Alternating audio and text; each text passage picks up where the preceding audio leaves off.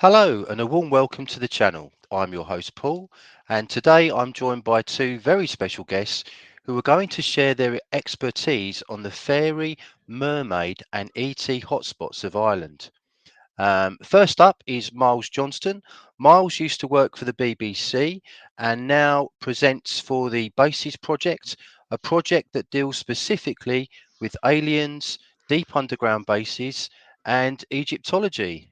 How are you, Miles? Did I get all that right? Well, I worked for the BBC for 5 years. Then I worked for Sky. I was part of the original team that built and put Sky on the air for 20 years. And then I went back to the BBC after being fired by the BBC in 1987 for putting a 1.2 million watt pirate radio station on the Irish border, broadcasting in a Belfast from the south. Yep. Uh, and for some reason, the BBC didn't somehow find my terms and conditions of employment was conducive with putting a 1.2 megawatt pirate station out of their jurisdiction. That's very important about the story about what I've got to say about the Fae and fluidic space. Built was key people with it, was privileged, wonderful to be at Sky for 21 years. Then, without going into the deep politics, I was involved with the Channel 4 show called Confessions of an Alien Abductee, which ran for, it took 2 years to make that. We thought it was a very serious documentary because, shall we say, a strategic number of people involved with the program were assets of different intelligence agencies. And we were dealing with aliens, and we were dealing with the murder of one of the siblings of one of the people while shooting it. And we had MI5 involved and MI6 and a whole lot of other things. They decided to make a comedy of it, and that's now available on Netflix 12 years later. Oh, wow. Oh, The better one I did after that for Channel 4, or More 4, but it's much more highbrow, More 4. I mean, let's face it, you can't get any more highbrow than More 4, except for BBC Radio. Sorry, uh, I shouldn't mock the BBC. And that was a really serious documentary about the great UFO conspiracy, and that was shot about 2 years later, and that involved Max Spears, who was assassinated about 18 months after that. Max Spears was part of the British Super Soldier program, yep. and he was assassinated in Poland. And then I was involved with another TV program with the BBC all about that assassination, and also with one with Vice. Vice came to the conference that Max should have spoken at in 2016, and they shot a heck of a lot of material, and practically none of it was actually used on the documentary they eventually aired because they got leaned on. And the Basis Project is about transhumanization. It's about finding basically this guy's father, who was a security guard at one of the facilities in Wiltshire, where they are making aliens under license, what we call program generated life forms. Um, in Wiltshire, that was because the Germans were already doing that stuff in World War II. And so this is all part of what joins in with mermaids in the last week or two with Zenner in Cornwall, and that connects in, dovetails in with the Fabian movement, who have a transhumanization agenda. They want rid of all humans by 2050 and made it into something else. Thus, the term transhumanization, and that involves mermaids, and so the whole thing sort of connects together. Wow, and that sets the show up very nicely, and that's quite an impressive background. My other guest today is Josie, who runs the Spirit Within the Land YouTube channel. Hi, Josie. Hiya. Look, welcome, Miles, as well. I'm delighted that you're with us. Whenever you were talking about pirate radio, it was, I think it was Radio Caroline that used to run. So Radio Caroline was run from a big, an ex-military ship, and No, it which is wasn't military at all. It was a ship. It was was a it? coaster. It was a coal coaster, which actually came from Norway. It was Radio Nord originally, and it was set up with Ronan O'Reilly in Loch Carniford Loch, And there were two ships set up. One was called Radio Atlanta, and then they both steamed out in 1963. And people don't realize the significance of this. They had to build ships to play a record on the radio because you couldn't get it played on the BBC or the other big monster station called Radio Luxembourg. And those were the only two sort of main stations you could pick up at night in Luxembourg, which eventually became Astra Satellite and put all the satellite stations on.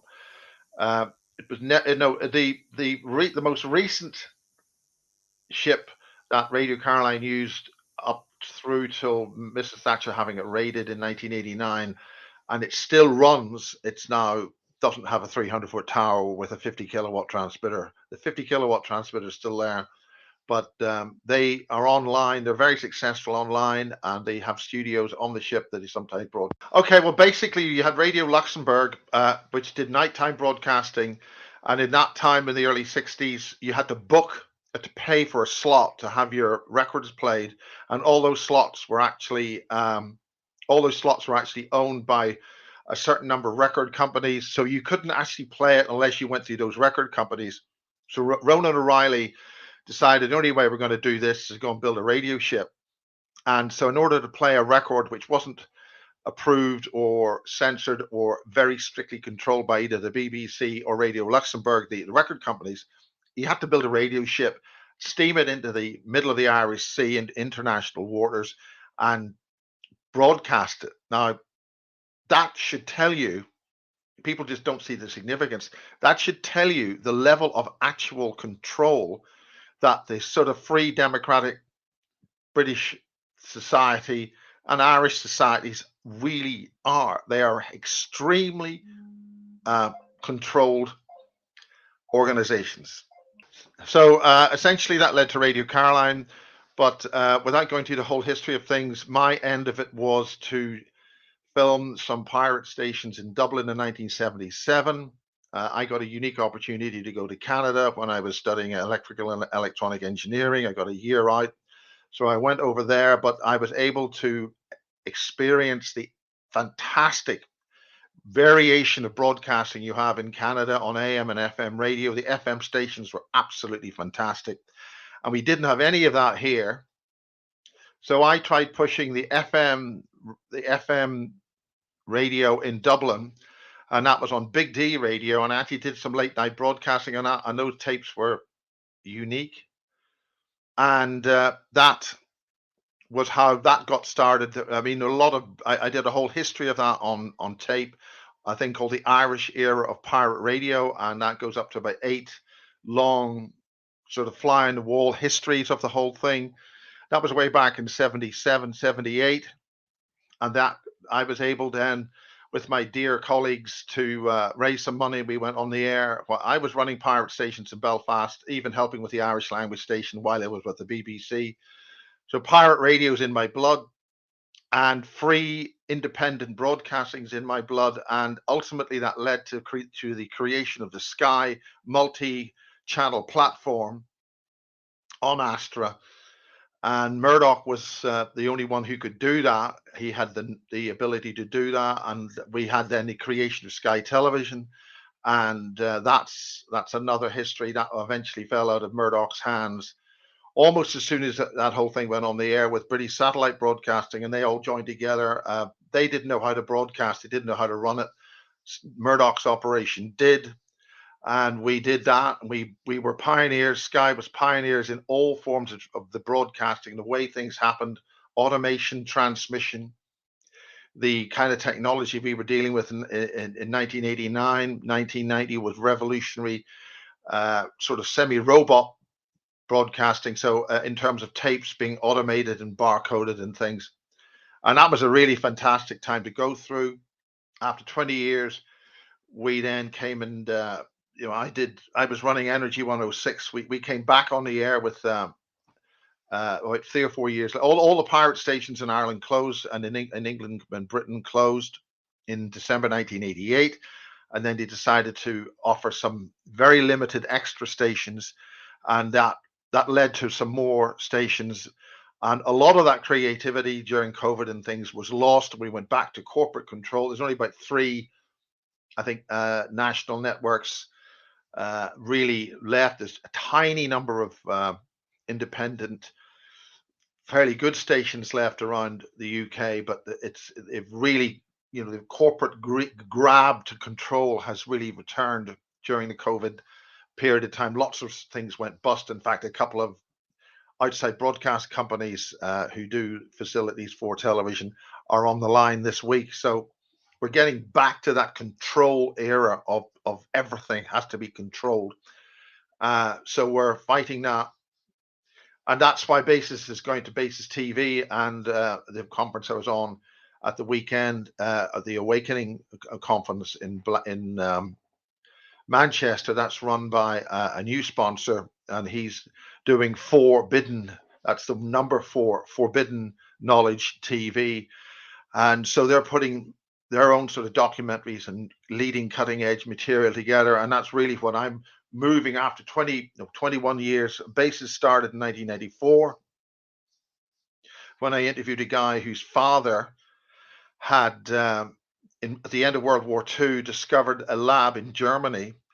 I think it was closer to Poland, but anyway, it won't get into details, where the Germans were making what were called, or there were strange looking humans in this German lab in 1944 at the close of the war in Europe, which didn't end until only a few weeks ago. The war did not end. World War II only formally really ended a few weeks ago at the end of July. And this people just don't understand what they've been going through and still are. So the Germans were involved with some kind of strange-looking humans and a strange-looking aircraft, and that was basically taken to Britain here. And the British underground bases have been dealing with that kind of technology, and also into the United States. So Project Paperclip wasn't about Werner von Braun. It was about 300,000 German administrators which were brought into the United States, so the United States could be then created into what became the Fourth Reich. And the EU was planned during that time, during World War II at that time, and that was to create Germany and maintain Germany's influence, or the key people behind the Austro-Hungarian Empire, which goes back to a group of ETs which came here around about 350 years ago. And that's a big story. But the bottom line is that we've been making aliens or program generated life forms. And as far as this part of the world is concerned, the British were making program generated life forms for, quote, the lunar base, which means we got bases on the moon. And I've spoken to others who've been on the RAF base on Mars. Mars has got one of the key things in 1977 which happened was the pictures from the Viking lander and also the Viking orbiter, and that showed a face on Mars. It also showed pyramids and structures on Mars which had the same measurement system as we have here, in that they were in miles. And one particular part of the area on Mars is Cydonia, and that has got a very close relationship with Avebury. And this is where the access to the Mars platforms wasn't done by spaceships, was done by interdimensional portals. And one of the people I interviewed is a guy called John Irwin, spelt with a U, and he was part of a very elite special forces team in 1957. This team was known as the 16, and they fought in four groups of 4, and they were dealing with pursuing ancient technology which dealt with interdimensional portals, allowing you to correct the errors in 3D on this side of the gate and operate those gates into any other realm or wherever those gates would go. And that was 1957, and they got data banks, these huge data banks about this size, with grooves and nodules and symbols on it. They got 2 of those, and those were were tested by the commanding officer that when they got those data banks in 1959, and he had a reader on his hand, and he pushed that over the data bank like a giant iPhone thing, crystal, and then that projected a whole pile of data up into the air like in 3D. So they wanted to make sure they got what they wanted and what they needed, and that was part of about 8 or 9 data banks, which would interlock into a bigger piece of technology, which is thousands of years old, and you'd have control of the interdimensional stargates. So that's what the British were doing, or there's people behind the British Army, because up until recently, the armies of different countries are not ordered around by those countries. They were ordered around by other forces so that we could keep ourselves at war. Anyway, John Irwin's team were successful. That was then demobbed at 1959, but they were fighting the New World Order and the enemies we all face now as long ago as the mid 50s. So there's been a whole backroom fight against that by special forces because we are in an invaded situation. Is that okay? That's a great opener. I'll just continue with my welcome to you, Miles. So look, thank you very much for joining us, Miles. We'd basically what we're wanting to do is to explore sites of interest around Ireland, including the likes of ETs, DUMS, portals, supernatural sites. Maybe even pyramids, mermaids, and entrances to Agartha. And maybe if you know anything about sort of travellers to and from Agartha, and maybe any Middle Earth species. And just to cover us, just a disclaimer that the content is for entertainment purposes only and should not be taken sort of literally. So just Well, I in can case do anybody. entertainment. I know. I think we've to cover ourselves now. The Miles, we can just go through the entire, if we go through the entire country and just sort of read through and sort of say, okay, look, what's where. I mean, I was talking to Paul and we were saying about how Donegal seems to have very interesting guests. There's a lot of certain ex-presidents seem to sort of go there, and we were talking about sort of that the pharaohs returned to Donegal and sort of to Londonderry, and I was wondering, what do you know about that? You know, Well, Ireland, there's a very interesting person called Andrew Power. He's mhm, passed on quite some time now, and he wrote a book called Ireland, Land of the Pharaohs. yeah, Now, I have a very, very strong connection with the Pharaohs. I have a very important French specialist connection, a very close friend. We had a relationship for quite a while, and well, that old opening line, you died in my arms 3,000 years ago, in Egypt, don't you remember? hmm. So, well, that old sort of thing, that old sort of, you meet somebody in a pub or in a library somewhere, or the first thing they do, don't you remember what you did like that 3,000 years ago thing? Yeah, I mean Well, we have these this I mean people talk about the pharaohs and sort of as something kind of distant, but I mean the work of Michael Desarian was yes, clarified that the likes yes. of the pharaohs returned to Ireland, but they came from Ireland in the first place, you know? So the Ireland, likes of that's the point. Ireland, this is key to why Ireland's had all these nasty people trying to tell us what to do. It's also key as to why there's an Irishman who put Radio Caroline on the air. Radio Caroline completely broke the mold of broadcasting in English language, and the subsequent Irish pirates that subsequently broadcast from Dublin for about 20 years, or from all of Ireland. My part was in the north, and why I was able to manifest something, a 1.2 million watt FM, because with medium wave you go and it gets further, but with FM you've got to have the power and the line of sight. And it was this by divinity. Monaghan seceded into the south, which gave Monaghan a strategic geographical location, plus the height to send a signal into Belfast. It was as if some kind of divine thing had made that happen. And what was crucial to that was right next door to where we had the transmitter site, which has to have height. There's a small little babbling brook and a little bit of a very steep different. This is drumlin country, so normally everything's in lovely rolling sort of rolls.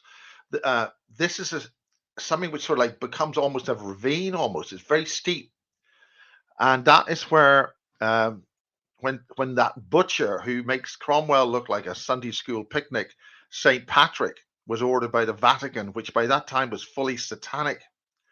After about the first 500 years of so-called Christianity, which is de facto the Roman Empire, relaunched like as if Tony Blair took control of it and says, right, we're not having many gods. One day we're going to have one God. If you disagree with that, we'll put you in a Roman candle, which is burning you slowly. Every couple of hours or so, they'd push you further into the embers. That's what's called a Roman candle. So I mention that because we have had an extremely dangerous force from the east, which swept across Europe around about 2,000 years ago, primarily from our perspective about 500 years ago in this part of the world, and they eventually destroyed all the empathic people, the wise people of the villages, all the ancient knowledge. If you had any ancient knowledge or any anything that they couldn't control, that came from the east, and it destroyed and cut and destroyed cultures and indigenous wise peoples just right across. And the last part of that in England was the way the Druids and everybody was pushed up to Anglesey and massacred, and literally the sea had rivers of was blood. That was the kind of war that was going on. Up until quite recently, they didn't realize that there had been a huge battle around about AD 500 in Moira. And I think they only really found that out when they built the M1. So you have a situation in Moira, which is just east of Lurgan, south of Lough, where there was a huge battle. And the only battle which was in any way as significant was when the Celts came to wipe out the tribe of Dan. I can't say it properly. The Atu Te Donan, and they were the ancient peoples which were in this part of the world, which Michael Tazarian explains in immense detail. Part of that original work was done by Andrew Power, who published a book, only printed 1,000 copies of it, called Ireland, Land of the Pharaohs. And that's an extremely important book because Ireland wasn't called Ireland then. It was called Scotia after the daughter of, I think. So there is an intricate detail, intricate connection with Ireland as we would know it now, and Egypt, and also the ancient tribes who we've got to break this up into 12,500 year sections. And we're at the end of one 12,500 year cycle right now. And that's what's happening now. And that is when the whole earth could tilt, which is the subject of the small little conference we're having with this Egyptian specialist on Thursday. Because 12,500 years ago, events happened which caused the earth to physically rotate. So east was rotated round to west, and west became east in crude terms. So the earth keeps spinning and moving. It's just it starts rotating. Something causes it to rotate. And that seems to sort of happen roughly every 12,500 years, but nothing's every, and we're there's nothing regular about everything. But basically, we're in a solar cycle producing magnetic fields which are going in an opposite direction, and that is having an effect on the Earth, which may cause the outer crust, because they've recently announced that the Earth's crust is not solidly connected to the center. So the Earth's crust can move around, and that may be about to happen. But this connects with an ancient high technology, and then lots of people will know about the high Brazil. Yeah. Again, that's the southwest of Ireland. In the early 90s, there was a huge amount of UFO activity with huge craft coming out of the sea in the southwest of Ireland near Kerry and the Bay of what do you call it, where they had the oil refinery and all that, and that involved an important astronomer who was taking a lot of information of that. He's called Eamon Ansborough, and he has located his observatory to an area in Roscommon, a place near Boyle, where in Ireland there are two intersecting energy highways. And I think Roy Dutton worked out the terrestrial way that these energy lines are on the Earth. And that symbol that I showed you, I don't want to distract. The Earth has got various energy centers, and this term sacred geometry, which I hate because it's not sacred, it's geometry. It's nothing religious about it. It's not some kind of belief system.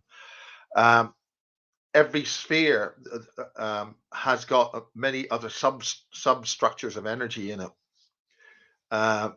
Richard Hoagland referred to the Mars stuff, that the whole point about Mark Carlotta and the Viking images on Mars was that it showed an important relationship with 19.5 degrees or 19.2 degrees, which is crucial to how a tetrahedron, the simplest structure in 3D will have three planes intersecting. Four. God. It'll be 3 points, and the way they intersect in a sphere produces an energy line and energy vortices 19.5 degrees either south or north, depending on whether you've got an inverted tetrahedron or two, and that's part of interdimensional, so-called interdimensional, or more correctly spoken, complex number mathematics or complex number physics, which means you go beyond 3D. Where those interfaces with the tetrahedron are, is you will get an upwelling of energy. We have it with with Hawaii. On Mars, you have it with Mount Olympus. On Jupiter, you have it with a great red spot. So that indicates where this hyperdimensional energy comes from an other worlds, so to speak. So But if back you to if you look at that in a much more complicated way, there will be places on the Earth which have gateways into the other domains, and that's where the portals are. Okay. and whereabouts are the portals here? I mean, I'm aware of High Brazil, and also in Boyle, where Eamon was doing the work. Now, Yes. the interesting thing, there was activity around where High Brazil is meant to be. There was an eclipse actually right over the top of it there, at the same time as there was an eclipse over Turkey, and so that was the time of the massive earthquake in Turkey, and at the same time there was the Russians and NATO just happened to be parked just off High Brazil, of the south, of That is Cork. an extremely hot area, and that is why there's an awful lot of stuff going on down in Cork. I took a trip from Wales to Cork. Was a mate of mine after our pirate station closed down. He was AM jock on 96 FM in Cork, and we went over to sort of see him. And by sheer, and this is the way things work. It's quite a long trip. It's just under a day and 11 hours. So anyway, I went to the toilet, and the cubicle I happened to select, and this is how these things work. The graffiti on the door of that cubicle said, "The secret to UFOs lies in Cork Harbour." Now, what are the chances of doing that on a ship and selecting that, toilet to see that? And that kind of stuff is laid in front of you as if somebody knows what you're going to do, as if there's some kind of a matrix. And there are indications that there is some kind of technology deep in Egypt which has it all plotted out like some kind of matrix. But the High Brazil thing is important. But the point is, where we had the radio station, we had St. Patrick's Chair and Well, and St. Patrick's Chair and Well is an area where Lawrence, who we'd got some kind of, it's impossible to set up a pirate station we're spending thousands, hundreds of thousands of pounds, big towers and transmitters. We set this thing up after the legislation came through in December 1988, and here we are putting a 200-foot tower up, a whole pile of aerials on it, and we're starting a power station in 1995 when it's all meant to be illegal and you're not meant to do anything. But something allowed that to stay on. It was called energy because Lawrence was looking around St. Patrick's Cairn well, and then he found himself in another domain. He crossed into another dimension, and he met beings which which could be the Fae. And he was there for quite some time with his dog, and he was taken or went in or was allowed to enter that domain 4 times. The last time he was in, they want him to leave, and so he has never been back. But he explained it on a TV show. So the reason why Kiss FM, which is what we had been running, Kiss 103.7, was going to be Kiss 106.6. We changed the station name to Energy, and that stayed on the air. That was somehow protected, and there were relativistic effects happening to that station. That's to say, I call it fluidic space. And when you go to St. Patrick's Cairn, well, it's a protected area by guardians, and there is something there. That's. I mean, there was a It's a kind of a a portal. police rescue to find out where he'd been. He'd been gone 3 days, and the RUC were there, as they were at the time, called at the time. And I got phoned up at 1 o'clock in the morning. I was down in London, and I got a phone call at 1 o'clock because they were looking through Lawrence's phone. And to cut a long story short, I told this so-called country bumpkin copper, I had to tell him, look, there's a possibility that Lawrence has been abducted by aliens. Now you tell a country bumpkin copper with I don't want to insult the man, but the point is he didn't laugh. They knew there was something like this going on, and he took what I said extremely seriously, and that's important. But just to So clarify, for anybody that's listening, the St. Patrick's Chair is not at Slieve Gullion, so somewhere around Slieve Gullion. it's So somewhere near Slieve Gullion, and on the other side of that, there's another hill which is known for reptilian alien contact. wow, and these areas here were also Slieve Gullion and around the Moor Mountains. That particular area, what was it? No, That that's was not. No, sorry. Slieve Gullion is near. You're talking about the one near Newry where there were cattle mutilations. I'm talking about yeah. the tip of Monaghan, just beside Auchnacoy, where you have Monaghan one side, Armagh on another, County Tyrone on the other, and within a hair's breadth, Fermanagh. I'm talking about that St. Patrick's Chairn well. Where you're talking about Slieve Gullion in Newry, there is a volcanic lake there where a US aircraft was lost and never recovered because that lake goes right down, way down into the inner earth, and there are ways of accessing stuff down there. I was going to ask you about these kinds of things. There's so much in this. I could speak to you for years about these Now, matters. just while we're there, Go ahead. there's a guy called he's a Welsh guy. His name escapes me. He was driving down the road near the Knockamuckley Road, I think it's called. Oh God, I've just lost it there. It's a key road that's just in the middle of the countryside. 11 o'clock in the morning, blue sky, and he's driving down the road, which would then take you from Knocknamuckley. I think it's the Knocknamuckley Road.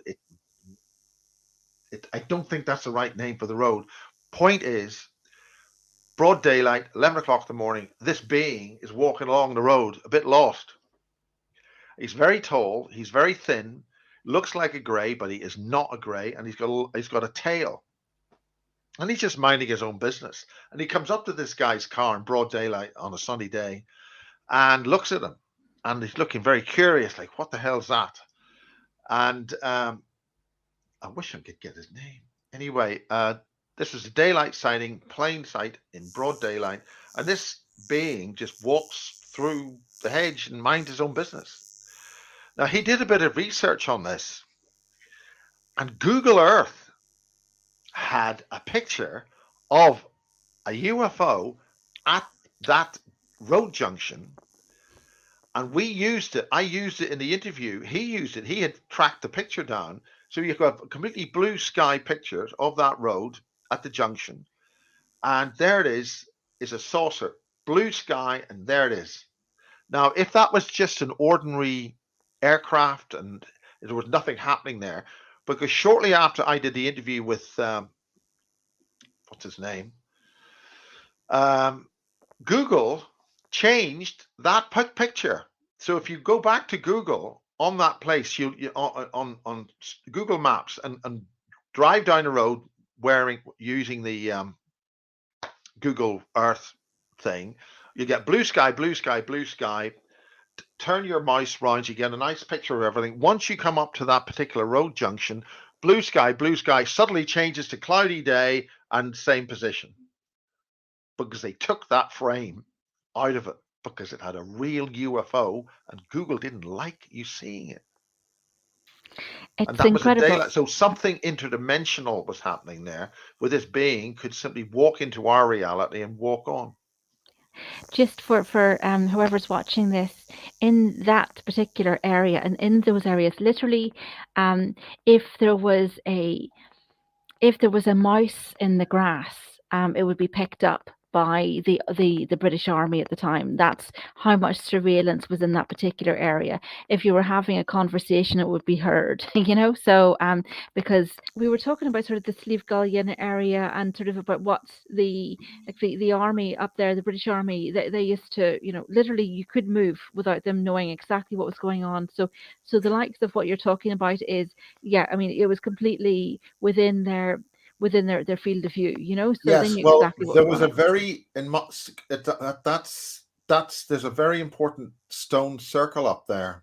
You're talking now in Uri, Slieve Gullion. So you're talking Uri. I need a map here. That is right beside the Uri border. Is that right? Have I got the right place? Yeah, it is. It's literally right on the border. I'll do a share screen and Yeah, get the there's map a up. very tall. This is a volcanic area. Granite is the more mountains are granite. Mm-hmm. Because Ireland, I understand, the whole of Ireland was basically a volcano, and the whole top of it blew off.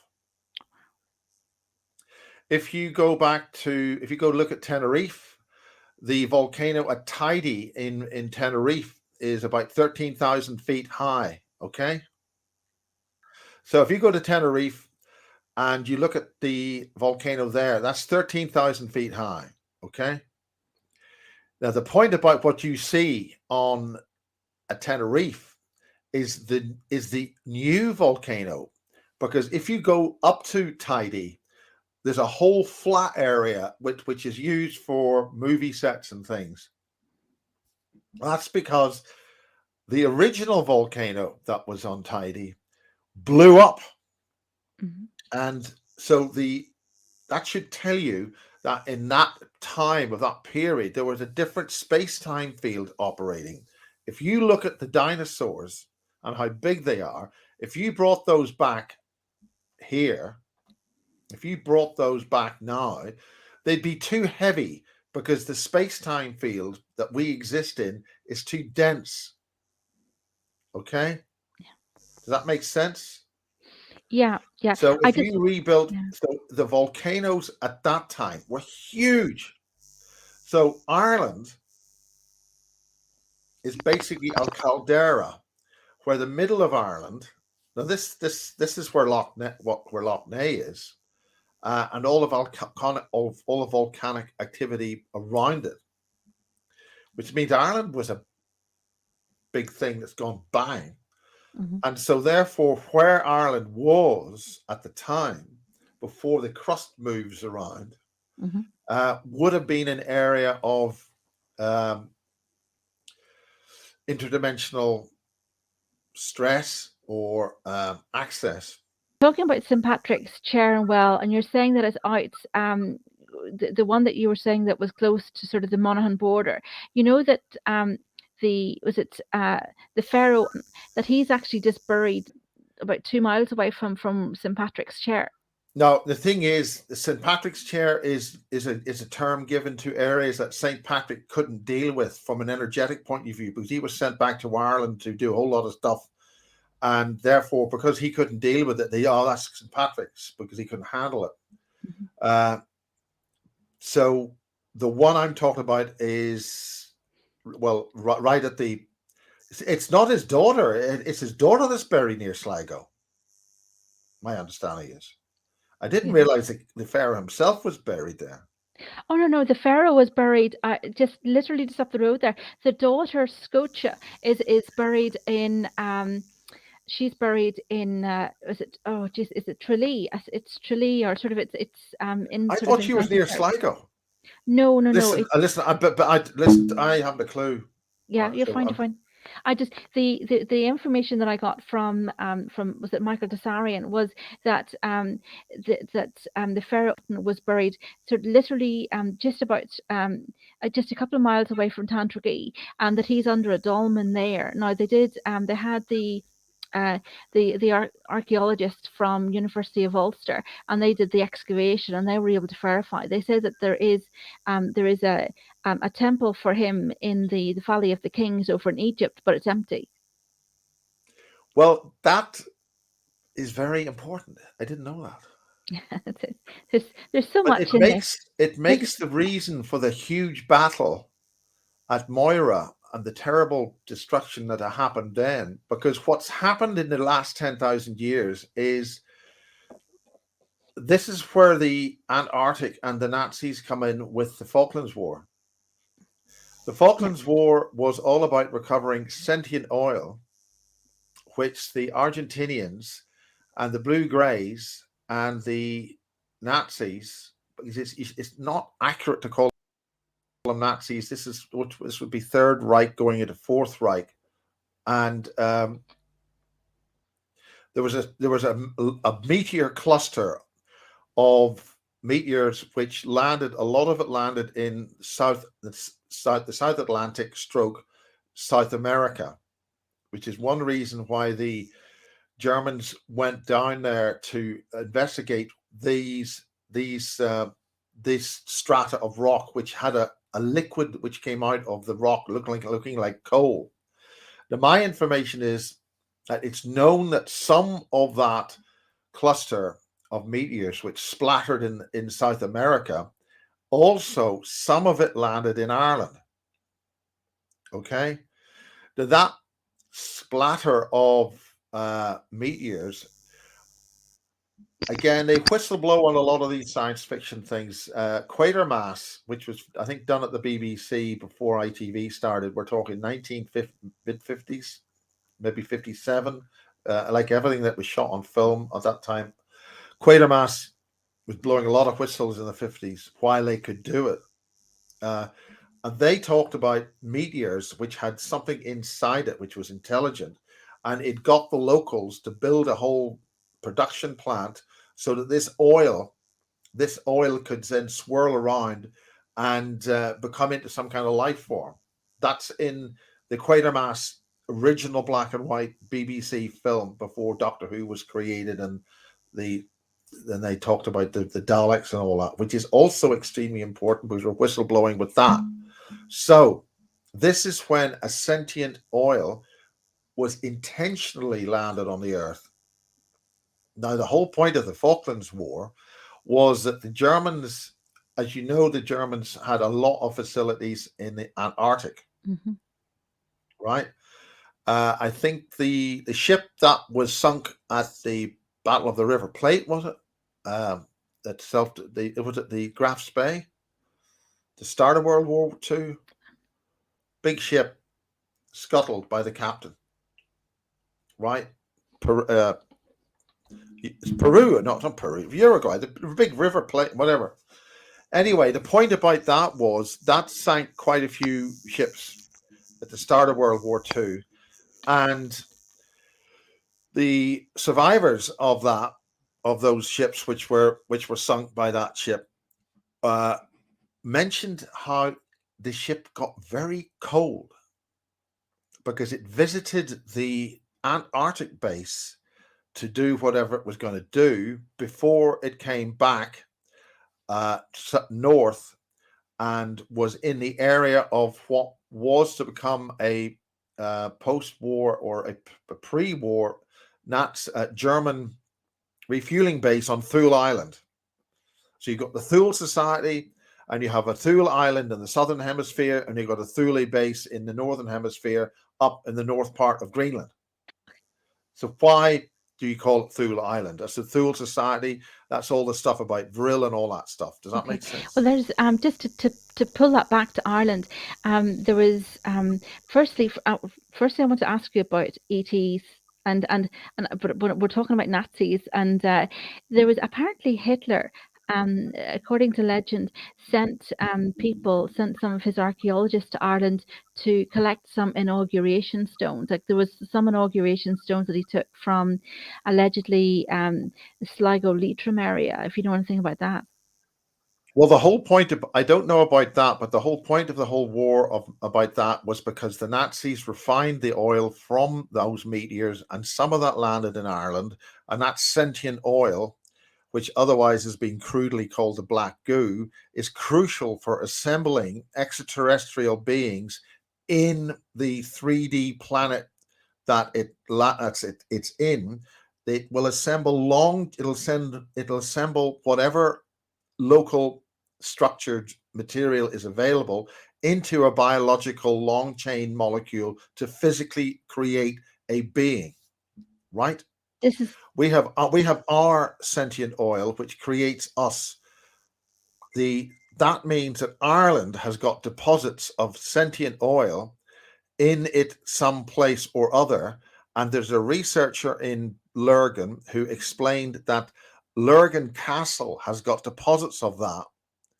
And where I used to live, there is a dimensional gate at Lurgan Golf Club from my grandfather's house, which was the domain house, because my family was linen. They did linen in Lurgan.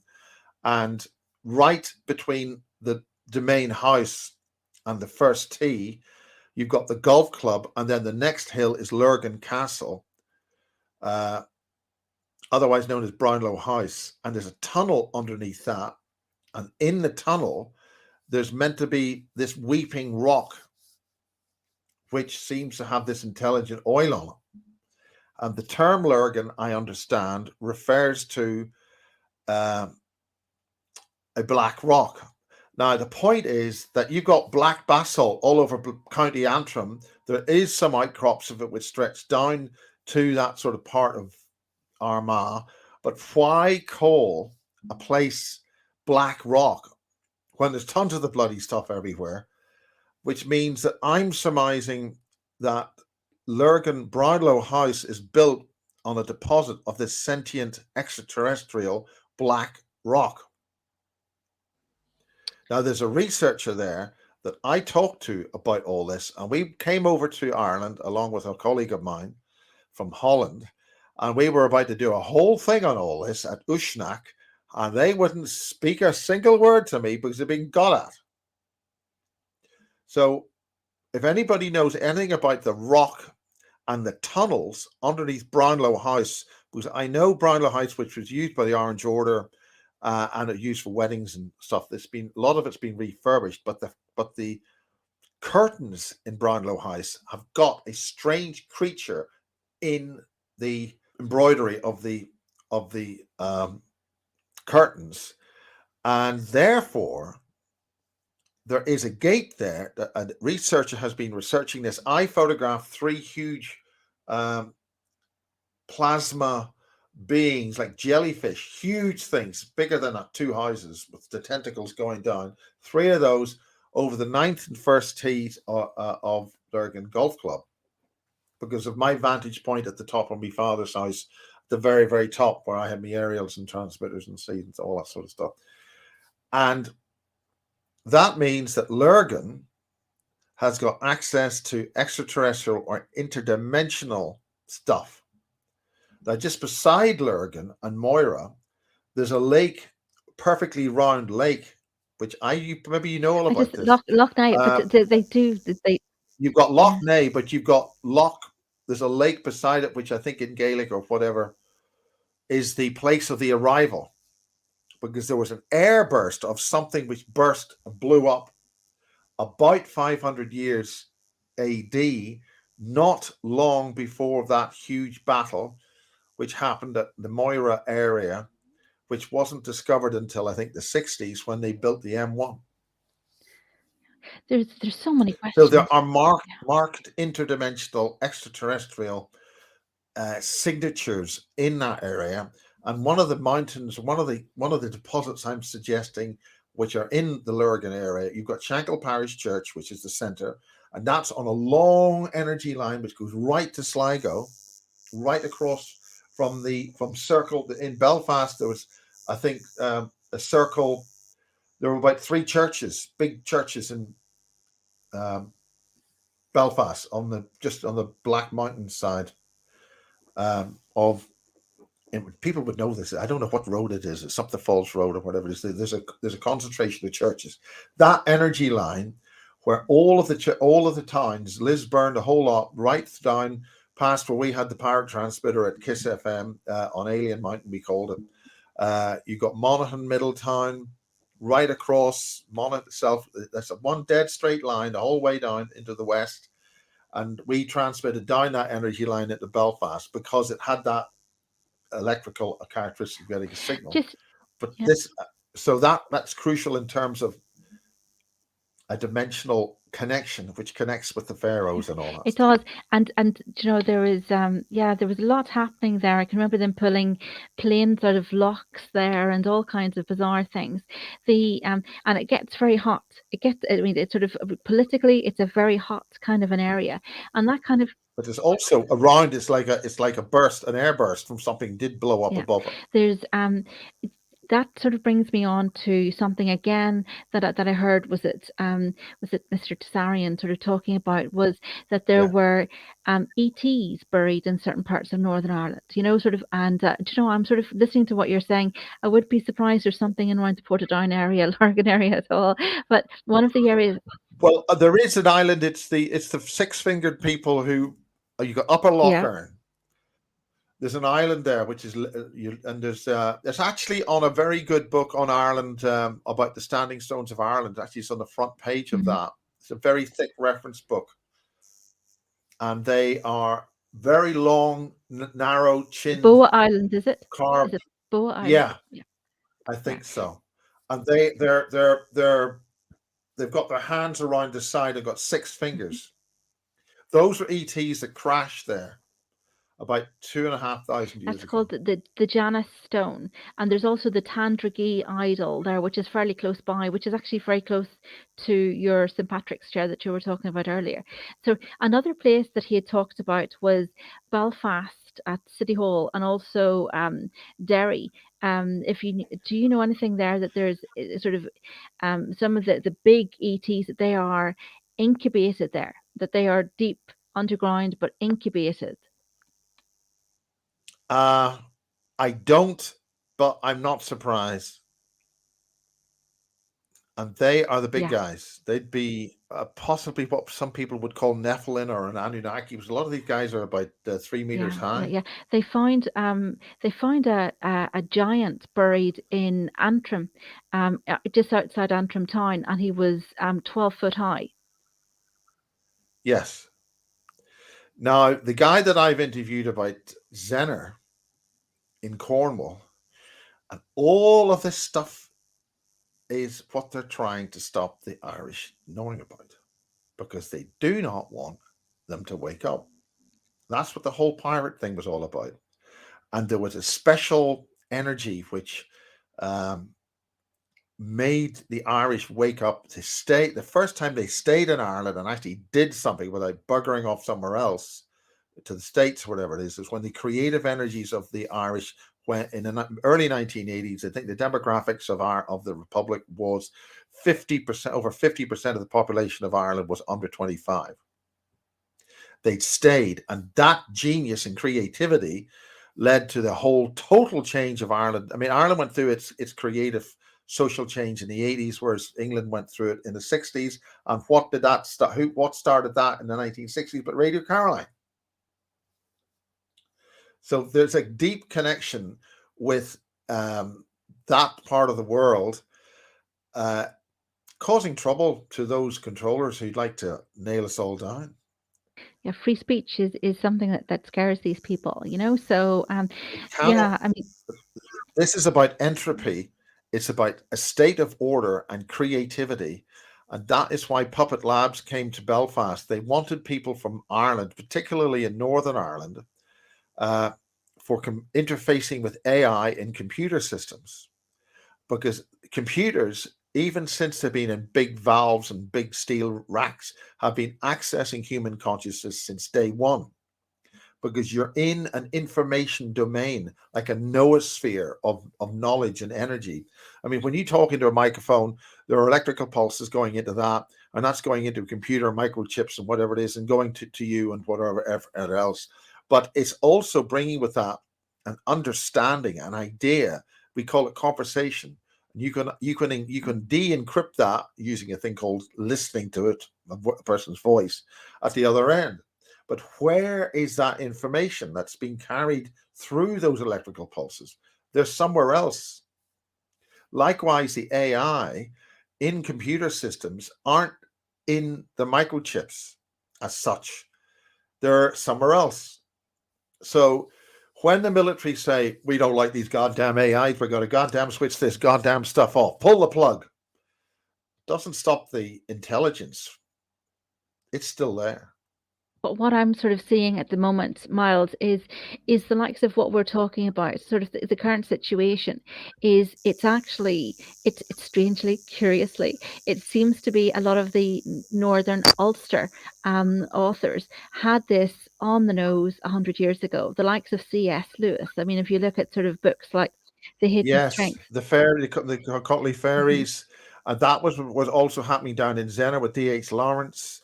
And there's a really close connection with the gypsies,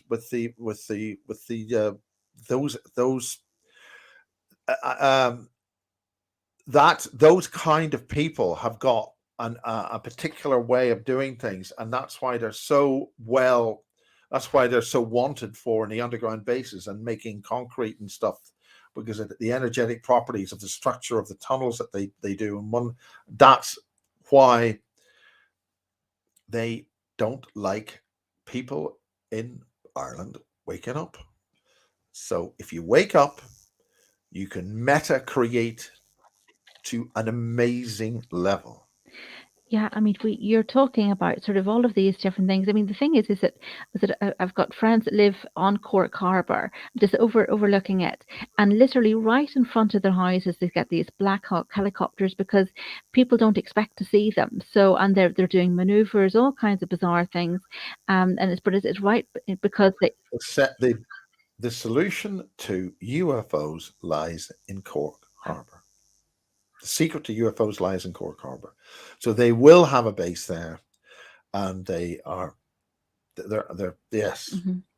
Keep your eyes peeled. There was a major story actually on YouTube where there was a major landing of something down in Kerry, Dingle area, and they had to extract this stuff, and they brought special containers and aircraft from Russia the whole way through Poland, landing this was a situation where everybody suddenly did what they're told. Forget what nation you're with. And they had air traffic clearance the whole way across England, Europe. This is all suddenly above everything. And they landed in Cork Airport. That was it could have been Limerick. There was a landing of a massive, the only country that had the transport plane big enough were the Russians.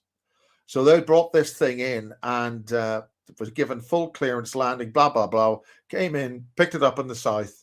Everybody, the Gardaí, everybody cooperated. They all did what they're told. Everybody just move out of the way, get this done. There was an extraction from Kerry, an area, now it could have been Dingle, was brought by truck to the airport. that particular film has been modified to confuse certain details. But then that stuff was put straight into this Russian plane. It then took off and landed at a specially created airport in the Pyrenees in between Spain and France, which is known for its portals. And that was a runway that was built by this people up there, the tourists, whatever it is. Everybody just did what they did, and they made this runway. And one of the lights is just turned on here. And it whatever had been in the southwest was taken, and the only people who could do it were the Russians. And then meanwhile they're at war in Iraq or whatever the hell they are, or in Afghanistan. This overrode everything. Wow. And do you know, in the sort of in the west there, was it another area that sort of kind of overlooked, is Sligo. I mean, I think there's been in the news in the last couple of in the last year, there's been, was it UFO sightings in Kerry, sort of seen, and sort of it went out into the media of the pilot sort of seeing the UFOs, and also there was TR3Bs seen over Sligo town. Yes, well, TR3Bs are pretty old. That they used the Mercury engines that the Nazis developed with the Glock. They're called Mercury engines because they use red mercury and they create lift. But TR3Bs, that Sligo is used. When I first I went to the States in 1994 to the International UFO Congress, the third one, and there was a hell of a shit show happened there. So when I came back, I was interviewed by a recently recruited agent in psychic and UFO studies and things like that. And we drank a lot of coffee, and I told a lot of things. In order to confirm to him that that what we're dealing with is real, he was told in other words, he needed to see for his own eyes. We're not mucking about here. So he went over to Sligo, and he was told to bring his camera, and a whole shit show of alien spacecraft flew around. He took loads of pictures. Click, click, click, click, click. Right? So he saw them. He took pictures. He got them developed. He could see them on the photographs. And that means that the relevant services can pick up the phone, talk to the ETs. Could you put a thing on for us, and we'll have it at this time, and just make it look convincing? So they did all that. They did it at Sligo because Sligo is as closest that the land gets to the deep ocean floor. Whereas in the south, you've got the continental shelf goes way out 300 plus miles before you start going down. And the standing stones at Cailleach are extremely important here because that is where these submarines do a lot of their torpedo target range testing, because it's so deep they can fire a torpedo, doesn't matter if it goes wrong. And that probably also gets them access to Loch Ness, because Loch Ness has got an undersea access, and there have been a serious submarine accident there. So submarines can get access to Loch Ness from that point of view. But from the perspective of Sligo, that's an area where you can have deep undersea ET stuff or interdimensional local off-worlders. Our crust isn't a solid thing. It's got what they call pocket dimensions. So there's other beings can live in those environments. And the SSP people, the deep underground people who go into these things, sometimes have to intersect with arachnids and other nice beings in order to deal with the other beings in those other pocket dimensions. That bit like a giant arrow. Sligo, it's along the same like fault line all the way up to sort of across to Scotland. Funny was it there was people saw was it the Giant's Causeway actually opening. They think that there's a dam there too, you know, but there's a huge dam right at Ballycastle. Sorry, there's a huge dam at Ballycastle in that area, and there's gates and stuff going on, and that connected with the SSP base at Machrihanish, Campbelltown. Okay. And this craft flown we saw a big craft fly over when we were putting antennas on the KISS on the Energy 106 tower around about 2004, and we looked up. I could have the date wrong, but we were looking up. It was about 8 o'clock on an April evening, and the sun was setting. And if it hadn't been sort of setting, clear sky, this huge craft flew over. It had twin tails, a big rectangular engine bay, had the sort of profile of a Vulcan bomber with big swept wings, but at the back you had like a third of the back of the thing was a rectangular engines, which remained sort of classified in terms of a type of linear rocket engine, which means it can vary its aperture depending on whether it's operating in low altitude or high altitude space. Once you go up to high altitude space, you have to open it up wider. But if you're in low, because of the effects of the atmosphere, your rocket engine has to have a narrow nozzle. So that was a twin-tailed craft that flew over our transmitter. We had a look at it, and it would have landed potentially at Machrihanish. With a lot of these places, Machrihanish has got a very long runway. It's connected to St. Morgan. St. Morgan was the command Morgan, that's MAW, in Cornwall. And they were watching the Irish Sea, and they were listening to everything under the surface, right up into the North Atlantic, up to the north of Norway, and then right the whole way down to Spain. The problems was that the ETs didn't really like that. So they paid a bit of a drop in at Morgan and said, we don't like this. We're going to screw your computers. So Peter Paget was brought in as a nice thinking scientific advisor to have a chat with the ETs in the Navy base, the US Navy base at Morgan, and they had a bit of a chat, and they were able to come to an agreement. So the ETs didn't really like that we were listening to their stuff and whatever. So there was a chat and an interchange, which is why the term UFOs, no defense significance, is so important, because they're in our bases. We talk to them. We had arrangements with them. There's good guys, bad guys, and it's very complicated. And like every civil service or government, or even a town council, everybody loves each other. There's no sort of conflict between interdepartmental problems or what, who needs an enemy when you can have the US Air Force hating the US Navy or whatever.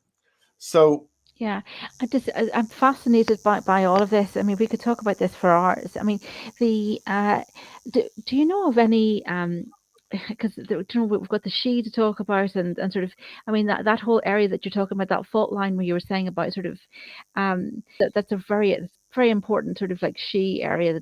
I don't know about that. I do know that we had some kind of protection from them in where I had the pirate station. And I know there's something in Lurgan about that, but I'm absolutely fascinated by all this. And I think this is really important that you're doing what you're doing, because this needs to be exposed at a much higher level possible. Yeah. I think that we're coming up to a point now, Miles, where actually our fields of perception, literally that's all going to be lifting. Everything, I mean, back to the likes of what C.S. Lewis was sort of saying, that literally we're going to find who our brethren and who our friends are.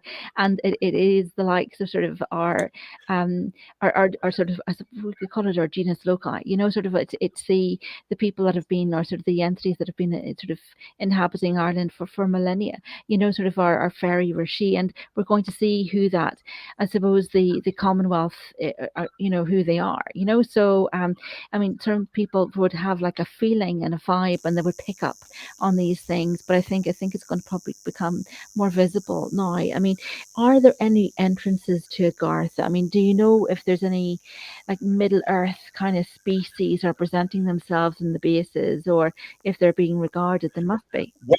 Well, I do know that they're very large. The arachnids, which are a spider people, there's a big, large part. You see, one of the things about Carniford Lough, that area, and where we had the Camlock cattle mutilations, and the Northern Ireland UFO Society doing a hell of a lot of really good work on this. And then BBC Northern Ireland did a bit of a show on that about 3 or 4 years ago, and then it all fell apart.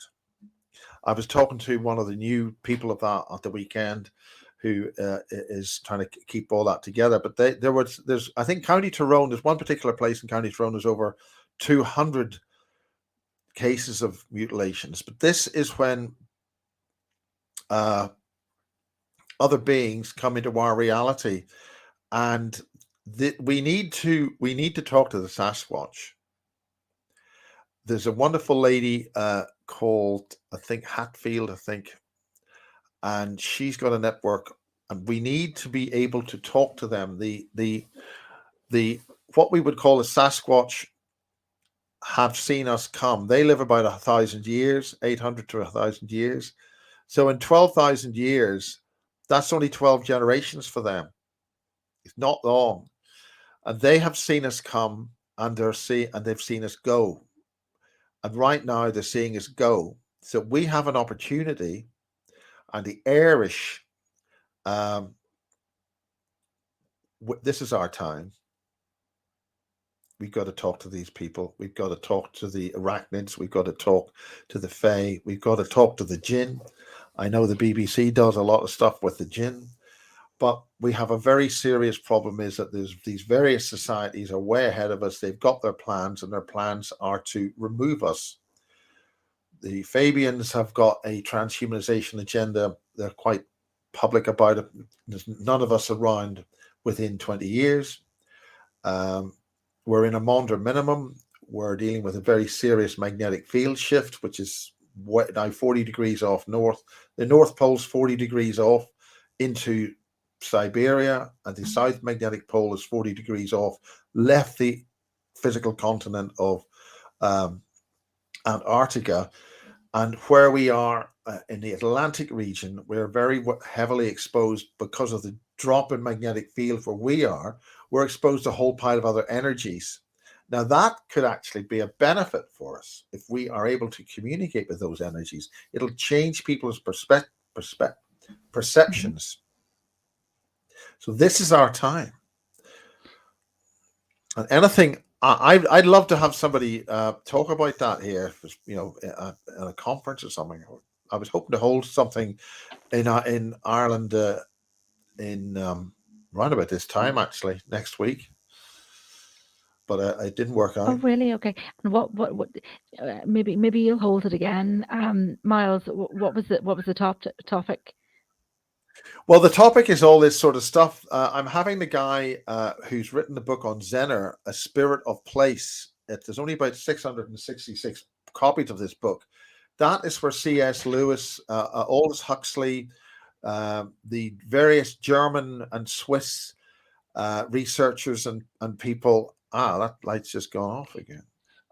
Were researching and making their plans in Zener, which is near St. Ives in Cornwall.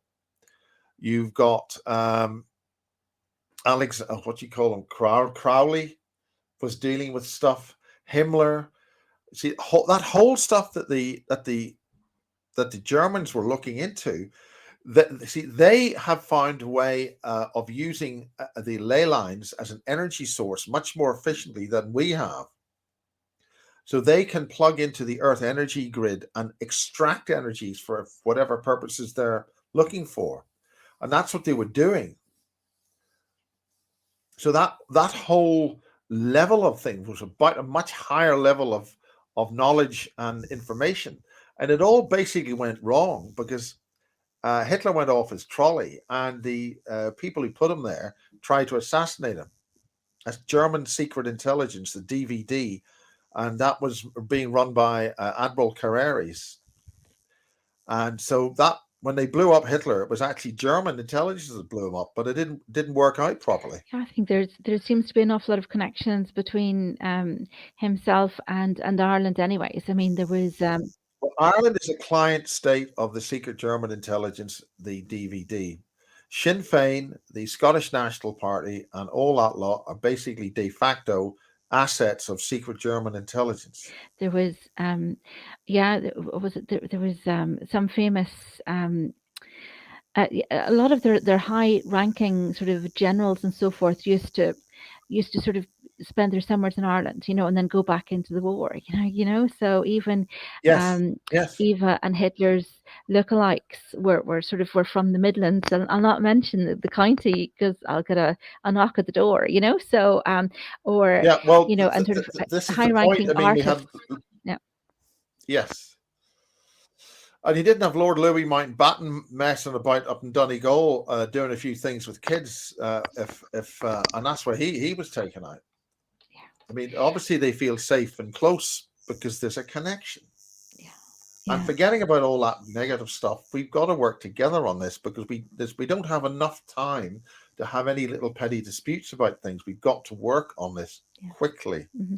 Now, what about the working with mermaids? Because I know mermaids were really at the fore with doing something. Zenner. There was, because I know that there was colonies of mermaids that were under attack. They're up until very recently.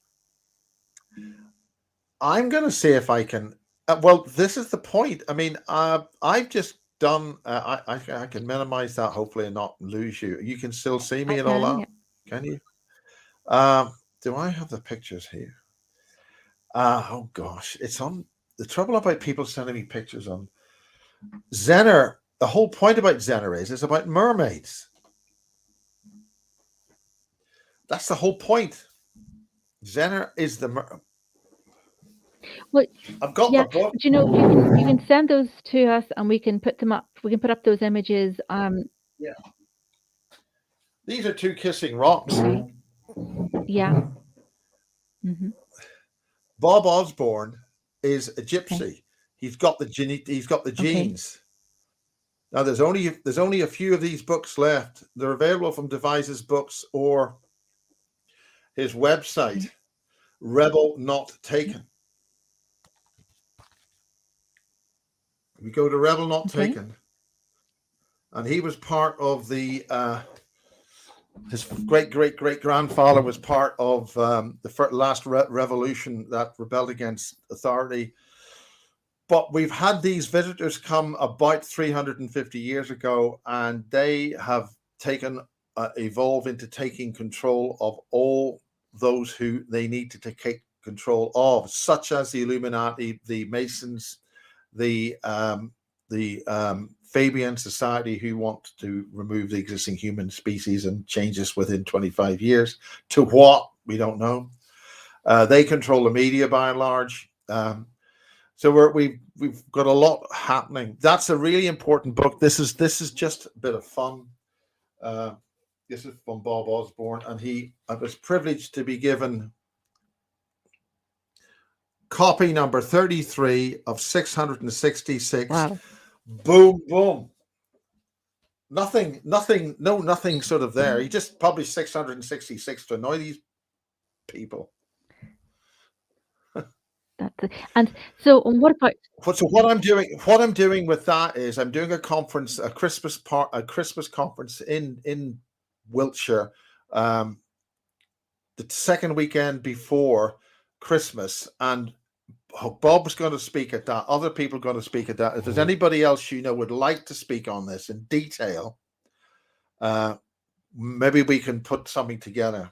It'll be Pusey, Wiltshire. Very good, very good. That would be fantastic because it's great to have an opportunity for people to interact. I could talk to you for years, just literally about the different dumb places, and I keep hearing about sort of the hollow places, about sort of that in Ireland that there's access to a garth, to inner earth. So it's. There definitely is, and there's a number of bases on the west of Ireland, and you've got them in Belfast and Lisburn, and in the mountains, Dublin Mountains, and you've got them in the southwest, where that's why Star Wars didn't start the franchise on Star Wars when they took over the franchise, the Star Wars franchise. They didn't film their first episode down in Dingle for no reason. Wow. I wonder what it was that they saw in Dingle whenever the Russians came and picked up the whatever it was, the craft, So now I wonder, I mean, just listening to sort of what they're finding in Bosnia and so forth, are there any underground pyramids? That would be interesting. in Ireland? Well, I think you've got a pyramid in the Dublin Mountains in plain sight, Okay. but I don't know. I suggest there would be. My information is that there's a big dome. You see, the Lake District's full of stuff, and the Lake District points right across the Irish Sea into Carlingford Lough, and there's big ET things in Carlingford Lough. And why there was those cattle mutilations, and why there's that whole area, and why did the US have a spy plane? Could have been a U-2, but it ditched, or for some reason or other ended up in the lake. In there's a big mountain there. I don't know the name of it, but it's got a lake which goes right the whole way down, and they could never recover it. They couldn't go down deep enough. Yeah, do you know, that's the thing, is these and do you know what, these areas are all under environmental threat at the moment. Like Carlingford Lough, they were going to put nuclear waste in underneath it, which was unbelievable. You know, sort of sequestration of nuclear waste, and the whole of the areas. Well, there could be a reason for that, because the Greys like nuclear Yes. waste. Wherever you have observers in, I mean, the whole coastline of the Lake District is de facto military. And then, I mean, it's yeah, ridiculous. I don't know whether you know, but the north at the moment. But sorry, there have been ET craft going into power stations in the Lake District. I think there's 2, and they feed off the stuff. And there's was it the area from, I think, Antrim across the whole of the Sperrins and down to Armagh, they have that under was got tens of thousands of acres. I mean, hundreds of thousands of acres probably. And they're prospecting for gold, and literally they're opening miles, and they're mines, open cast mines, and they're cleansing it with cyanide. They find gold. They find a lot of gold in Tyrone, and it's a high quality, high grade material. Now, the reason why gold, this is where the electric universe comes in, and that's really important for people to understand how elements are actually made. Without going into the technique of it, basically, you have a tremendous amount of electrical energy interchange when planets are flying around, and there's lots of material around in here, and there's a huge amount of electrical activity which arcs between the so-called planets, and when that happens, you have the assembly of hydrogen atoms gets literally built into elements, gold and things like that, and that is when it happens. You have these huge, and where those electrical arcs ground or come out from in a planetary system, that's like an anode. That's where that electrical activity happens. That's where these elements are actually created. They've actually done this in labs.